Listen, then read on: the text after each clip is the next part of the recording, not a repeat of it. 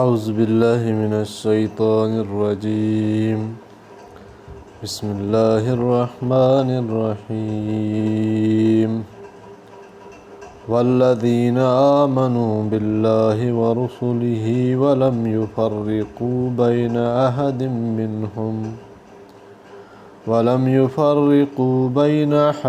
منہم اولئک سوف یؤتیہم اجورہم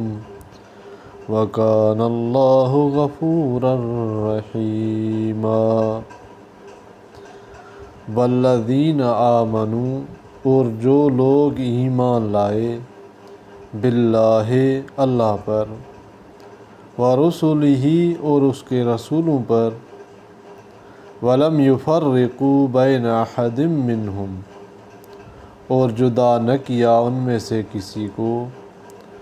اولئک سوف یؤتیہم اجورہم، تو ان میں سے کسی کو ان کو جلد دے گا ان کے ثواب، وَكَانَ اللَّهُ غَفُورًا رَحِیمًا اور اللہ ہے بخشنے والا مہربان۔ اللہ تعالیٰ نے پہلی آیات میں منافقین کا ذکر کیا تھا اور فرمایا تھا کہ جو توبہ طائب ہوئے، اپنے اعمال کو ٹھیک کیا تو اللہ تعالیٰ ان کو بخش دے گا۔ آخری آیت میں پھر ایجابی طور پر بیان فرما دیا گیا ہے کہ نجات کا آخرت انہی لوگوں کا حصہ ہے جو اللہ تعالیٰ کے ساتھ اس کے سب رسولوں پر بھی ایمان رکھتے ہیں۔ اسی لیے رسول کریم صلی اللہ علیہ وسلم نے فرمایا، یعنی قرآن کا ایک حصہ دوسرے حصے کی تفسیر و تشریح کرتا ہے۔ خود قرآنی تفسیر کے خلاف کئی تفسیر کرنا کسی طرح بھی جائز نہیں، کیونکہ وہ اپنے طور پہ ہو جاتا ہے جس کی ممانعت ہے، تو کسی مستند حدیث سے جو ہے نا تفسیر کی جائے قرآن پاک کی۔ اسی طرح ابن جریر نے محمد بن کعب قرظی کی روایت سے لکھا ہے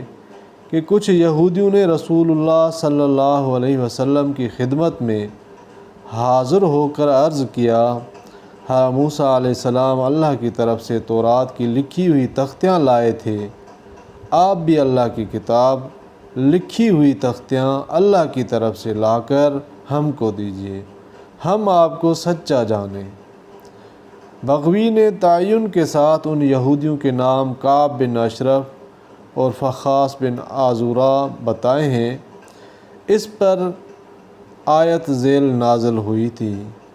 اللہ تعالیٰ نے جس میں فرمایا کہ اللہ تعالیٰ ان کو جو ہے نا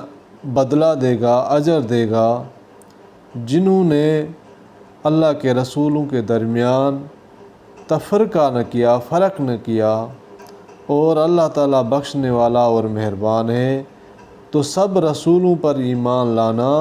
یہ بھی ایمان کا حصہ ہے۔